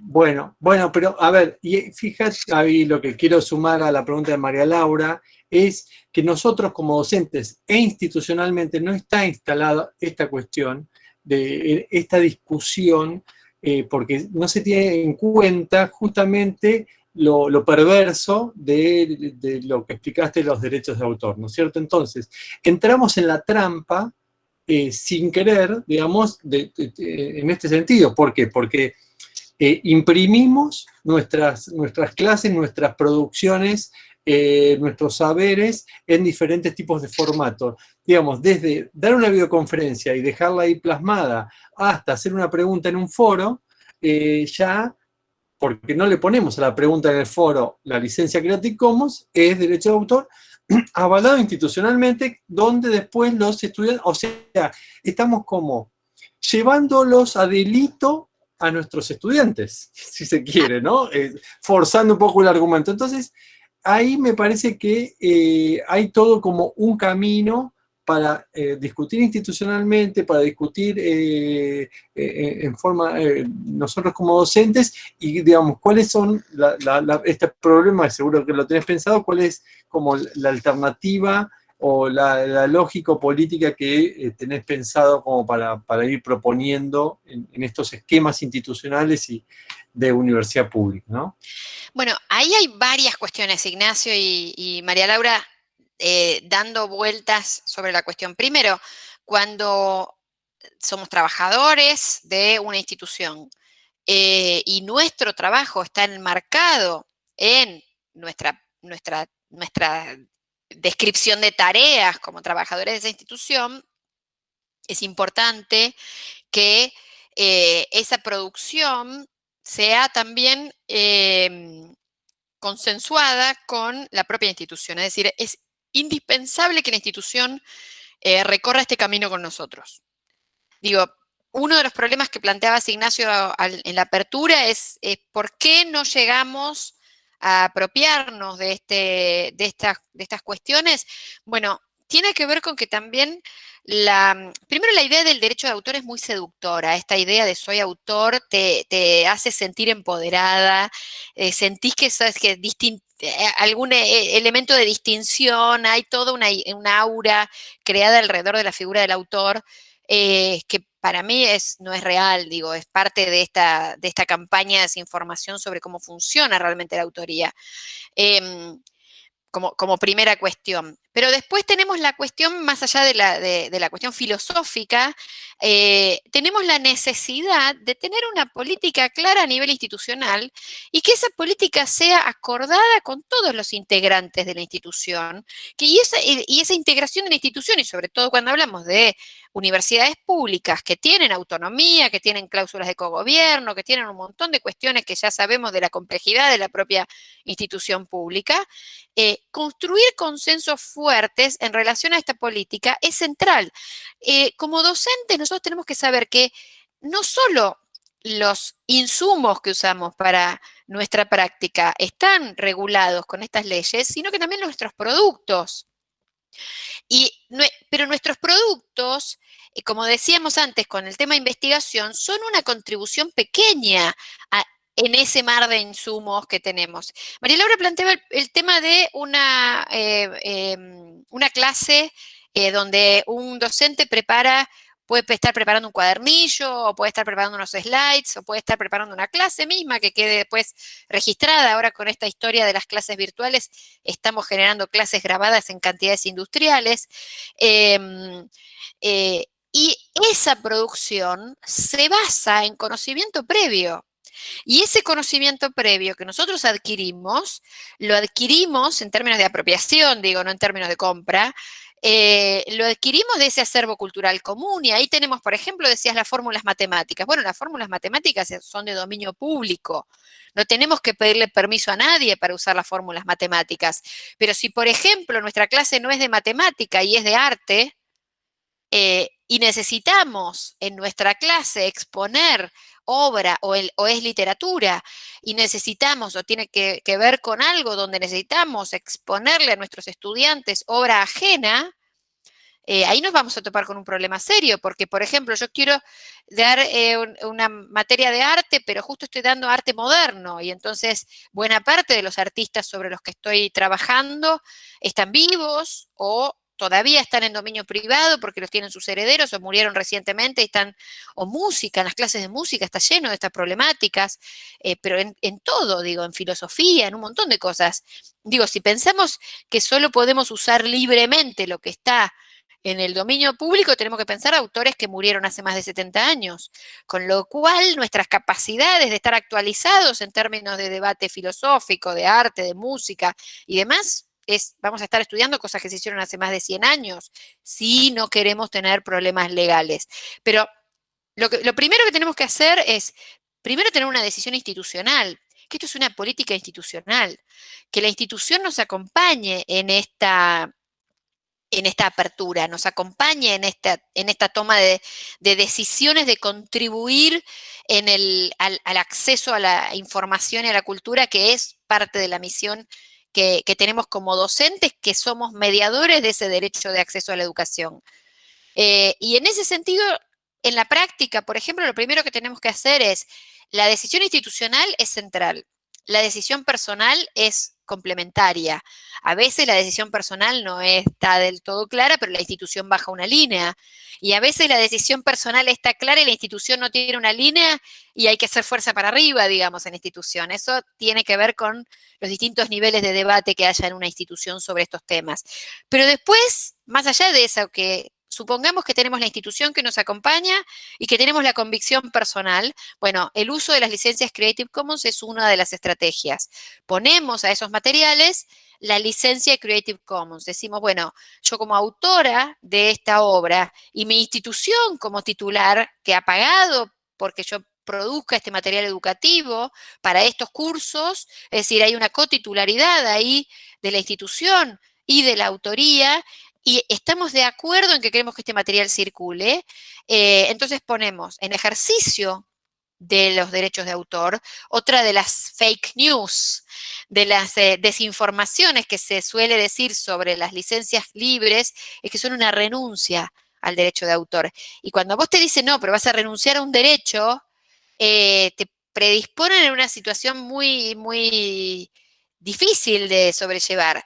Ignacio y quienes seguimos estos temas hemos visto cantidades de veces que te dicen, no, pero esto es una renuncia a los derechos, o la ley de repositorios abiertos obliga a los investigadores a renunciar a un derecho. Esto no es una renuncia a los derechos, esto es un ejercicio de los derechos, es una forma de ejercer un derecho.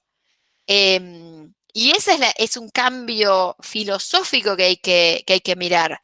No renunciamos a un derecho, lo ejercemos de la forma que creemos más justa y de la forma que creemos más apropiada. Como autores ejercemos ese derecho de decir, quiero que esta obra circule, quiero que esta obra pueda ser usada de forma amplia. ¿Y eso qué significa? Que la obra sea traducida, que la obra sea adaptada a otro formato. Ejemplo, sin flexibilidades a favor de personas con discapacidades visuales. Y esto es un ejemplo de cómo legislar mal. Cuando en 2009 se incorpora en la ley argentina, en la 11723, la cláusula de flexibilidad para personas invidentes, para personas con discapacidades visuales, como esa flexibilidad fue impulsada por un sector que nuclea ONGs vinculadas con el acceso a la lectura por parte de personas ciegas, está Tiflolibros, hay varias organizaciones que trabajan en eso. No se consideró otras instituciones que tienen que intermediar en el acceso a los libros para personas invidentes. Entonces, por ejemplo, la flexibilidad se hizo exclusivamente para organizaciones que tuvieran en sus estatutos la atención de personas con discapacidades visuales. Y eso dejó afuera todas las universidades públicas del país. Y en todas las universidades públicas del país tenemos estudiantes y docentes que tienen discapacidades visuales o que vienen con una discapacidad, que llegan ya con una discapacidad o que han perdido la visión en el transcurso de su práctica docente o de su pertenencia a la institución. Bueno, la flexibilidad que se hizo en Argentina, como se hizo muy acotada, no nos permite a las bibliotecas universitarias la generación de materiales bibliográficos para que esas personas puedan estudiar y continuar con su formación. Es decir, tenés una biblioteca de una facultad pública que no puede atender a sus estudiantes con discapacidades visuales porque la ley, como fue escrita, no se lo permite, porque en el estatuto de nuestras universidades no dice que atendemos a población invidente de manera explícita, dice que atendemos a una comunidad educativa, pero no lo dice explícitamente. Bueno, así se hacen de mal las leyes, porque se tutela a una organización en vez de tutelar un derecho. Y el derecho es de las personas discapacitadas, las personas con discapacidad. Y si una persona con discapacidad tiene derecho al acceso a sus materiales educativos, lo tiene a través de Tiflolibros o a través de la biblioteca de la facultad, de cualquiera de las facultades de la UNER, ¿sí? Porque el derecho está en cabeza de la persona, ¿sí? Debería ser así, digamos, la tutela del derecho. Pero bueno, dicho esto, si escribimos eso en nuestras obras, queda incorporada la persona. Bueno, Marianela, el tema con la flexibilidad está en la ley y ahora se tiene que subsanar a través de la aplicación de Marrakech, que es una flexibilidad amplia que reconoce ese derecho. Pero digo, yo estoy hablando de la flexibilidad que se incorporó en 2009 en la ley argentina, que se incorporó mal y que por eso Marrakech es indispensable ahora también para que esto esté contemplado. Pero en realidad, cuando uno pone, por ejemplo, una licencia libre, una licencia Creative Commons, no hace esta disquisición. Esa obra es de libre acceso para cualquier persona. Y, por ejemplo, si habilita que se hagan obras derivadas, habilita que, por ejemplo, un texto sea registrado en audio y que eso se convierta en un audio texto para una persona que tiene dificultades de lectura y necesita que quizás un lector de pantalla automatizado o una compañera, un compañero se lo lean para que tenga esa obra en audio texto y que pueda acceder a ese material educativo. Las licencias son un parche, como decíamos en Creative Commons cuando hicimos la cumbre acá en 2013. Una de las conclusiones que saca Creative Commons a nivel institucional, a nivel global, es que el problema del copyright es un problema público que hay que resolver en términos de política pública. Pero mientras logramos resolver esto, que implicaría modificar la OMC, modificar tratados internacionales, modificar la OMPI y finalmente modificar regulaciones nacionales, tenemos las licencias Creative Commons y otras licencias libres para, ejerciendo los derechos de autor de una manera más justa, generar condiciones más apropiadas de equilibrio entre el acceso, la participación y este ejercicio del derecho de autor en los términos de los derechos humanos, como decía Ignacio. No sé si hay más preguntas. ¿Cómo estamos? De tiempo estamos horrible, ¿no? Pero es muy interesante. Algo que también nos plantean de las áreas es, bueno, digamos, promovemos la generación de materiales educativos por parte de los equipos docentes y, bueno, una vez que se generan esos materiales viene la pregunta de, por ejemplo, las imágenes que se incorporan además de los textos, ¿no? También eso nos han hecho varias preguntas respecto a cómo manejarse. Y también hay otras estrategias como, bueno, buscar todos los materiales que estén disponibles en licencia abierta en los navegadores disponibles. Por ejemplo, esa es una estrategia, buscar bancos de recursos donde las imágenes estén también disponibles. Digamos, hay como prácticas que se pueden empezar a promover a partir de este paradigma del copyleft, ¿no? Hay una cuestión interesante, María Laura, ahí que decís de prácticas que hay que promover. El tema de los bancos de recursos es fundamental y por eso es importante que veamos la cultura libre como un ecosistema al que pertenecemos y no como un lugar al que vamos a ir a obtener recursos. Esta mirada filosófica que tenemos que tener de la cultura libre es central porque bancos de recursos hay muchos, pero esos bancos de recursos dependen de cada uno de nosotros. Es decir, no pensarlo en términos de voy a ir a obtener algo que necesito, sino, bueno, sí, voy a ir a obtener algo que necesito. Y en ese sentido, en los proyectos de Wikimedia, entre los cuales está Wikipedia, pero donde, por ejemplo, está todo lo que es Wikimedia Commons, donde hay repositorios de imágenes, de mapas, de gráficos, de videos, de sonido, digo, ahí hay un montón de obra útil que podemos tomar. Existe solamente porque hubo gente antes que nosotros que entendió que la producción de la cultura libre es un asunto colectivo en el que todos y cada uno de nosotros podemos contribuir. Entonces, este diálogo en el cual tomo, pero entrego, es una transacción no mediada por lo comercial, digamos, es una transacción no comercial, es una transacción abierta en la cual abrevamos y entregamos y compartimos. Y es parte de un ecosistema de cultura en el que yo invito a que cada una de nosotras se empape. Digo, hay unos niveles de riqueza de conocimiento. Por ejemplo, la práctica de editar Wikipedia es una de esas prácticas.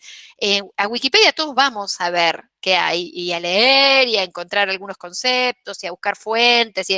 El salto hacia el botón editar y contribuir, ya sea una contribución mínima, insisto, a veces una contribución valiosa es encontrar un artículo que tiene las comas mal puestas y ponerlas bien, o que tiene un error ortográfico y corregirlo, o que tiene una frase que no se entiende y reescribirla. Pero es esa sensación de pertenencia la que finalmente hace que un movimiento, como decía Carlitos Balá, se mueva.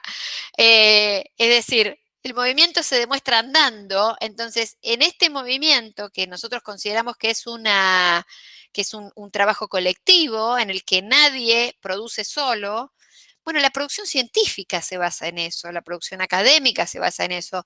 Para nosotros esa idea del autor como un iluminado, como una entelequia individual que produce una obra cuya existencia no hubiera sido posible si no hubiera aparecido esa persona, es ficcional.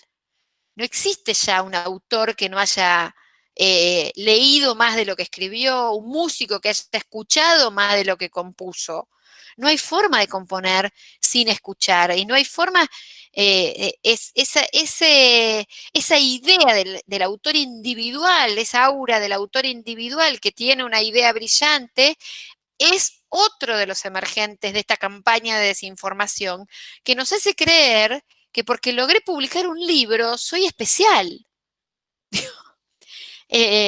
Y en realidad la cultura es muy otra cosa, pero yo creo que esa desinformación, como decíamos al principio, no es azarosa, no es accidental, contribuye a consolidar un modelo ideológico que nos fragmenta en lugar de unirnos, y que nos pone en esa situación egoísta de decir, pero esto lo escribí yo.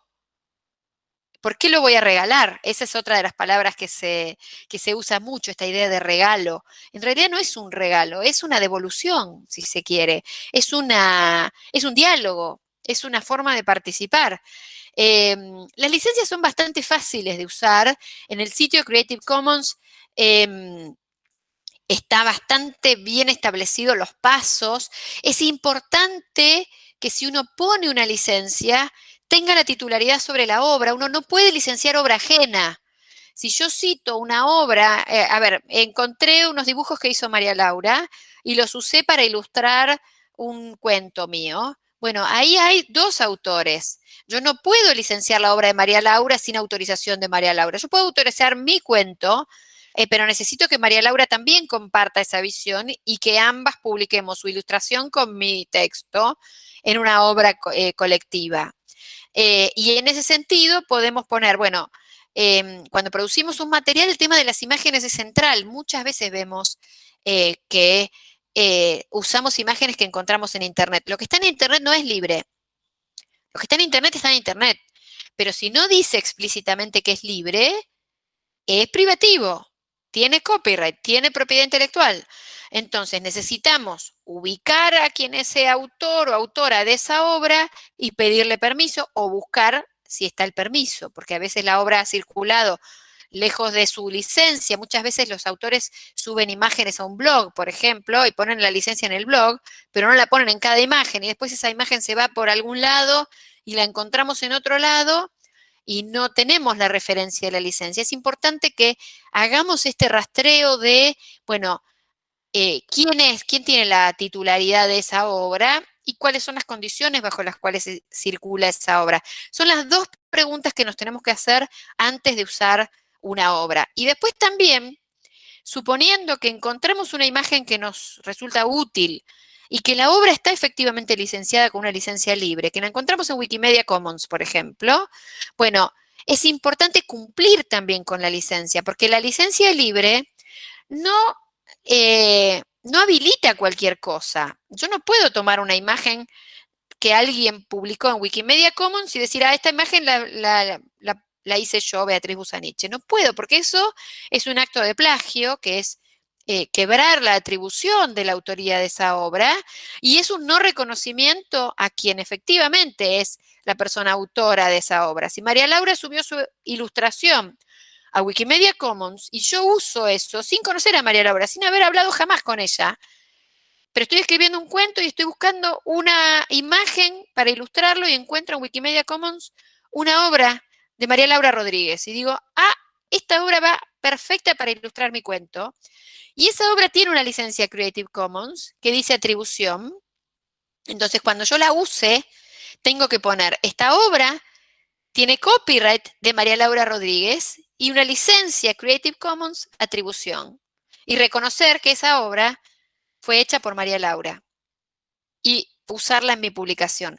Esa es la forma de cumplir con la licencia. El otro día había circulado un tema con un manual de uno de los editores de manuales, uno de los grandes editores de manuales de primaria, que ya todos conocemos porque son dos, y son los que venden todos los manuales de primaria, y en los manuales de primaria de uno de estos editores había fotos tomadas de Wikimedia Commons sin atribución de la autoría efectiva.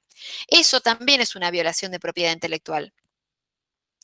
Eso es una infracción a la propiedad intelectual por parte de aquellos que rotulan en cada una de las páginas de sus manuales prohibida la reproducción total o parcial de esto bajo la ley 11.723. Ellos son los que realmente violaron la ley de propiedad intelectual, porque las licencias Creative Commons están amparadas por la ley de propiedad intelectual y son un ejercicio del derecho de propiedad intelectual hasta tanto logremos un equilibrio de fuerzas suficiente como para volver a restaurar el dominio público como norma y los monopolios como excepción, que sería dar vuelta la tortilla que tenemos hoy. Claro. Estamos lejos de ese equilibrio, pero bueno. Bueno, Beatriz, paso a la verdad paso. que nos dejas pensando, creemos que después de esta charla la convicción individual está muy por arriba y hay que avanzar hacia esa contribución desde la dimensión más institucional que nos ayuden a pensar este marco y estemos amparados también desde la institución. Así que, bueno, no sé, Ignacio, si querés cerrar vos, pero desde nuestro lugar y como docentes, la verdad que Sí. súper claro, con algunas cuestiones, y seguir también en contacto con Beatriz, con Lucía, para seguir pensando estas prácticas en este marco. Así que, bueno, no sé, Ignacio, si querés cerrar. Sí, yo sí, no sé si cerrar, digamos, por un comentario a esto último que expresaba Beatriz, que por ahí nos puede sumar algo más, y en función de esta cuestión, cómo pensarlo institucionalmente, cómo pensarlo desde nuestro ser docente a todas estas contribuciones, ¿no es cierto? Entonces, me parece que una de las cuestiones que nos falta trabajar mucho tiene que ver con esta práctica de licenciamiento, porque si no queda en una práctica de copyright, ¿no? Como lo explicó Beatriz. Y esta práctica de licenciamiento, digamos, institucionalmente la tenemos que fomentar, y por eso por ahí el ejemplo que daba de la ciclovía, digamos, fomentar, dar la estructura, darle el formato, generar los caminos conducentes para que el docente se sienta, digamos, cómodo, habilitado, legitimado en esa práctica del licenciamiento, ¿no es cierto?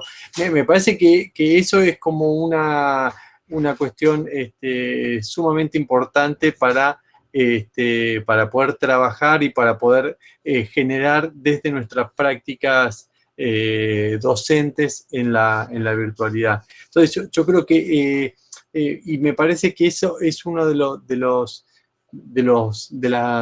las áreas de vacancia que tenemos institucionalmente a nivel de universidades públicas nacionales. Si bien hay repositorios de recursos educativos abiertos, estos repositorios me parece que falta, digamos, más allá de los que militan en software libre, en todo el proyecto de cultura libre, digamos, mayor apropiación por parte de cada uno de los docentes que puede llevar, y de los estudiantes que pueden llevar a cabo este tipo de prácticas. Me parece que esto es sumamente importante tenerlo en cuenta.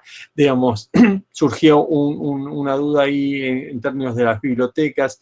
Las bibliotecas también se tienen que incorporar, digamos, si se quiere, a este debate, porque muchas veces también generan determinado tipo de confusiones, fake news, decía recién Beatriz, alrededor de estas cuestiones, y me parece sumamente importante también como autores institucionales, ¿no es cierto? Las áreas de educación a distancia, las áreas de biblioteca, las áreas de editoriales de las universidades, me parece, digamos que, por ejemplo, siguen editando muchas de ellas con copyright.